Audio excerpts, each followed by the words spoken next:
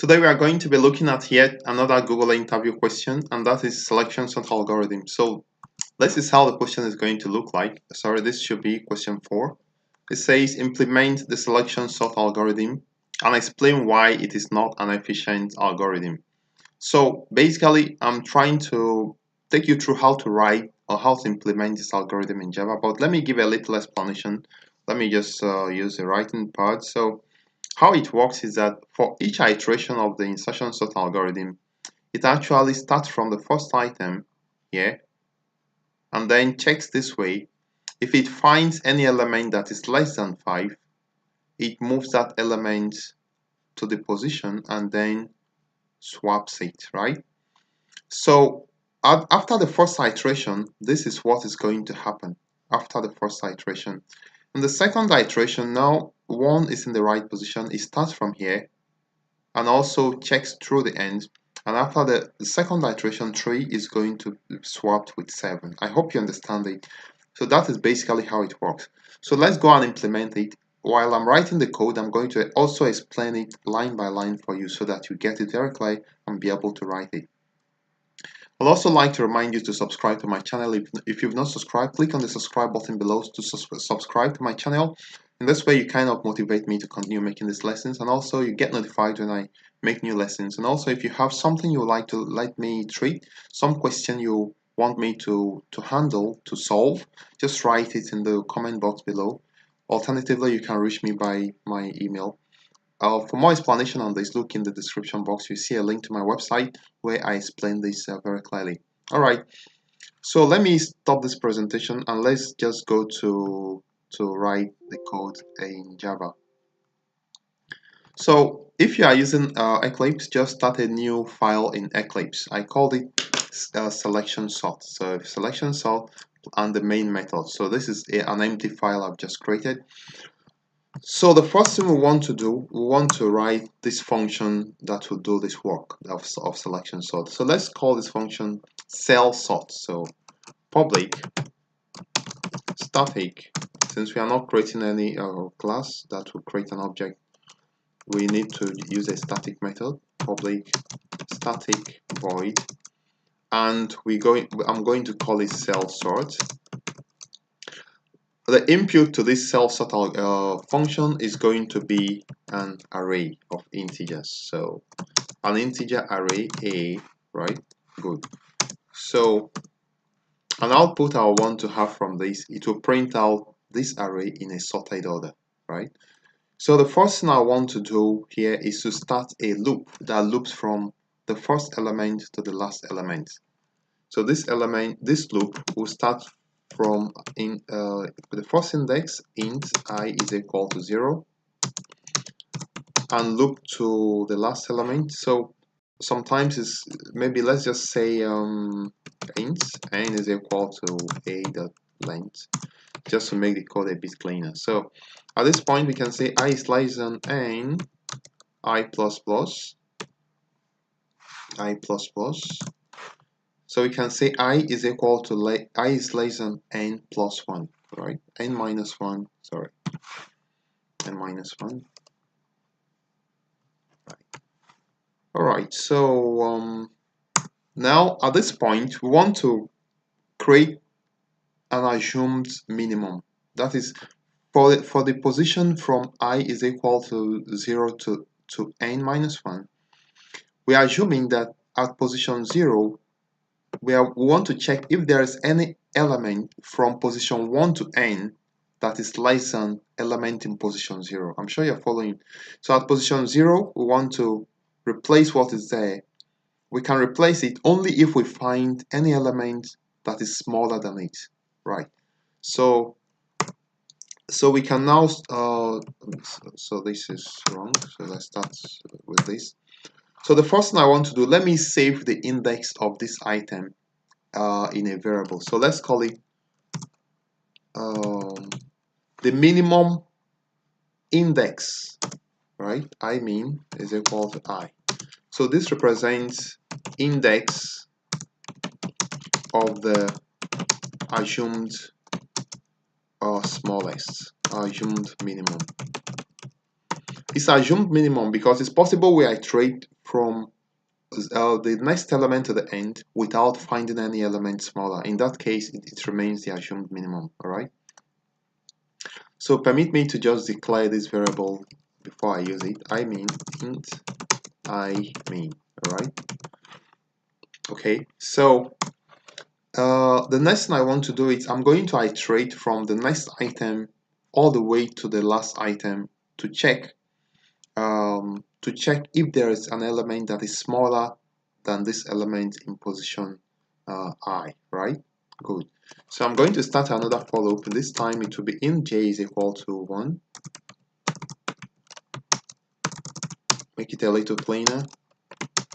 J is less than, at this time j is taken from the first element all the way to the last element. J is less than n, j is less than n, and j plus plus. All right. So j actually should not start from 1. It should start from the position I plus 1, because we are trying to compare element that is after the element we've chosen to be the minimum. So we've chosen this current element to be the minimum.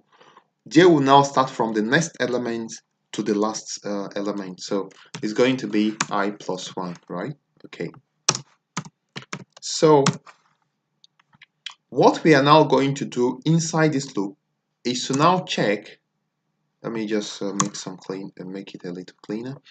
So I'm going to now check if there is any element aj that is less than the element that is ai mean, that is already assumed minimum. Remember, we have this is index of the assumed minimum. So I'm going to say if there is any element aj that is less than ai mean. If there is any such index that exists, then it means the I mean is no longer the index of the index of the minimum. So I have a smaller number found. So I'm going to say now I mean equal to j. Okay. So if it finds a smaller element, of course it continues to check continuously. So let's say it finds element 2. 2 is smaller than 5, that is fine. So we update the minimum to 2. It continues to search, maybe it can find 1 or it can find 0. So it will continue all the way to the end. So we need to allow this internal loop to run all the way to the end. Alright, so when it comes out from this internal loop, it means that we now have an element that is smaller than the assumed element that is the minimum. So now we have an actual minimum. So we now have to replace this assumed minimum with the actual minimum. So like we need to swap the actual minimum now is I mean. So right, yeah, it's I mean. Swap I mean with AI. Alright. So let me write this swap code inside here instead of creating a new function, right? So simply the first thing, let's save AI in, right? I think we are right, yeah, because AI still holds the index of this assumed minimum, but I mean have changed to reflect the index of the actual minimum. So let's write this the swap statement inside here. So can just say int temp is equal to AI. So let's save AI in a temporary variable, and then we now say we save the value of AI so we can overwrite it. AI is equal to AI mean. So we can now put AI mean, sorry, AI mean will now be what? It will now be temp. All right. Right. So we have I think we are not missing out anything. Can you see anything we are missing out here? The sign is fine. I think, yeah, fine. So at this point, we have replaced this current minimum. So it means we move the index now from 0 to 1, because this is what we did now. We've completed the 0. So move from 0 to 1. So at the end of this iteration, at the end of this second loop, our array is actually sorted, right? Good. So let's test it to make sure it works, because that is something you always need to do. You need to test your array, you need to test your code to make sure it works. So let's create an array, an integer array AR equals. Let's start with so what's happening? 4 0 3 9.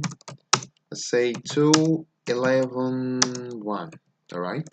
So now this array is not sorted, so I'm going to call cell sort to sort it. So let's just say cell sorts, and I'm going to give it the array.